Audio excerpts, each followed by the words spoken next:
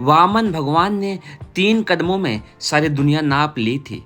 हम आपको भी यदि वंदनीय माता जी के व्यक्तित्व की गहराई 3 अक्षरों से नापनी हो तो वे 3 अक्षर होंगे करुणा। यही उनका स्वभाव था। किसी का भी दुख कष्ट को देखकर वे व्याकुल हुए बिना नहीं रह सकती थी। उनकी उफनती भावना का विस्तार मनुष्यों तक ही सीमित नहीं था।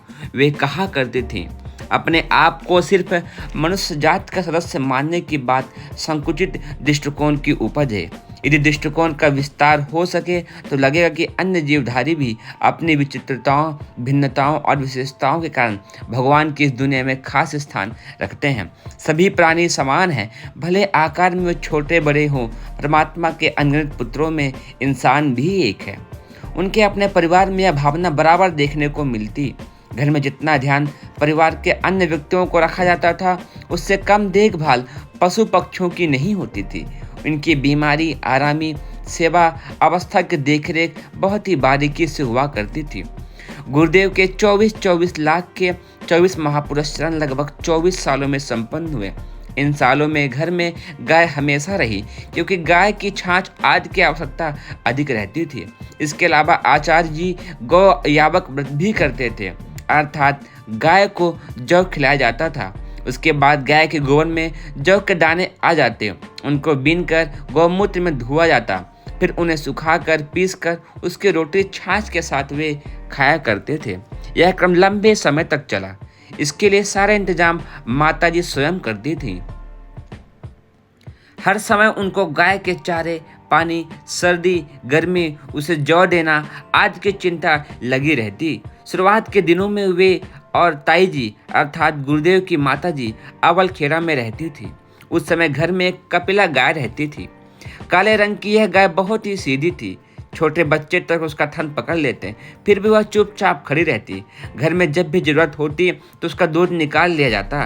बार बार दुहे जाने के कारण यह कहना कठिन है कि वह कितना दूध देती थी। एक बार बीमार हो गई, चारा खाना छोड़ दिया, गुमसुम खड़ी रही। चिकित्सक को वहां था नहीं। दूसरे गांव से दूसरा बुलाया गया। उसने आयुर्वेद की कई दवाइयां दी, लेकिन सुधार नहीं हुआ।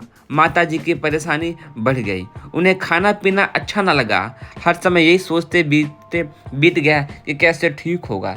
इस तरह चिंताकुल परेशान देखकर घर के सभी सदस्य हैरानी में थे। उन सबको यह लग रहा था कि पशु तो बीमार होते ही रहते हैं, भला इसमें परेशान होने की क्या जरूरत है। परंतु माताजी के लिए तो जैसे उनका कोई अपना आत्मीय बीमार था। उन्होंने बरहम पास के गांव में से चिकित्सक बुलाया। चिकित्सक ने बताया कि इसे गलघोटू है। उसके सारे प्रयासों का कोई खास असर नहीं हुआ। गाय को जितना शारीरिक कष्ट था, माताजी की मानसिक विकलता उससे कहीं अधिक थी।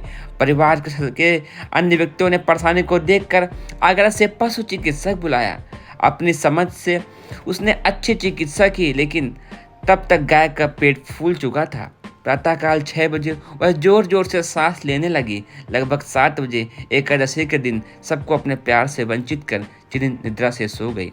माताजी का तो जैसे सब कुछ लूट गया। वे फूट फूट कर रो पड़ी। ढकेल गाड़ी मंगाई गई।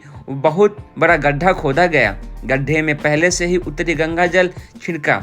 गंगा जल छिड़कते समय वो गायत्री मंत्र पढ़ती जा रही थी और बिलक बिलक कर रोती जा रही थी। गाय को उसमें उतारा गया।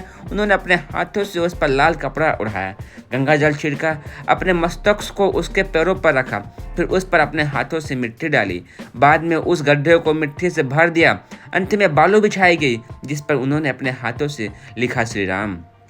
यह सब करके वे घर आ गई, परंतु कई दिन तक उनका मन अन्यमनस्क रहा। लगभग 1 सप्ताह के बाद वह ठीक से खाना खा सकी। अवल खेड़ा से उनका मथुरा आना हुआ। यह कहना बहुत कठिन है कि घर में माताजी पहले आई या बंदर, क्योंकि मथुरा छोड़कर जाने के बाद बंदर भी घर छोड़ गए। हाँ, यह सच है कि जब तक वे घर पर रहीं, बंदर दिवाली मनाते रहे। बंदरों का भी कमाल था। 20-20 बंदर छत पर बैठे रहते, दीवालों पर गश्त लगाते रहते, पर घर का कोई कपड़ा बर्तन ना उठाते। जैसे माता जी ने उन्हें पाल रखा हो। उनके लिए रोटी तो वे टुकड़ों में डाल देती थी। दाल, चावल और सब्जी एक निश्चित बर्तन में रख दी जाती थी। अपने लिए परोसे गए भोजन से भी वे सभी पूर्ण संतुष्ट हो जाते, आने वाले साधक, मेहमान, रिश्तेदार, अतिथि वगैरह तो बंदरों से खूब डरते, पर घर वाले सभी लोग अभ्यस्त हो गए थे। बंदरों ने कभी किसी को काटा नहीं।